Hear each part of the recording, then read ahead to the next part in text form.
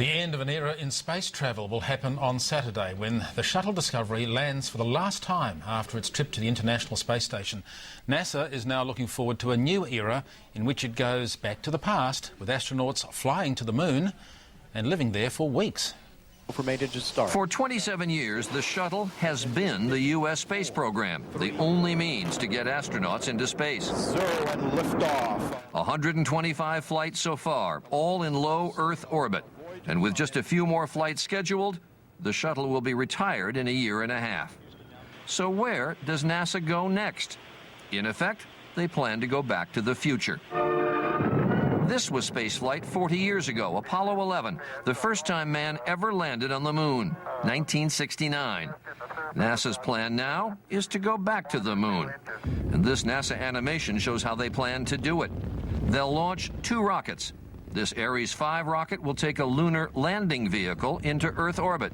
The Ares 5 will be the largest launch vehicle that anyone's ever built.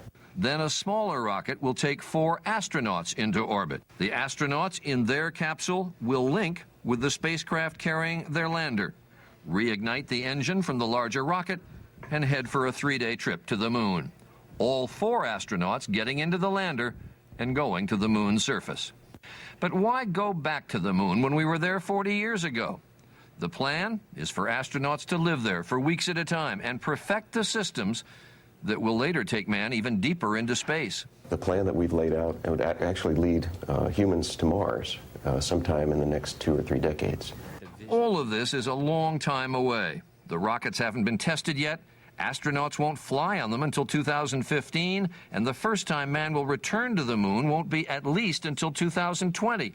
Those of us that weren't alive then, we've grown up wanting to go to the moon and having that dream. Do I want to go? I mean, absolutely. I would really love to go. Liftoff. But with 10 years between retiring the shuttle and getting to the moon again, will the public continue to support space exploration? And will the Congress? But for right now, that is the plan for the post-shuttle era. 2020, man to the moon.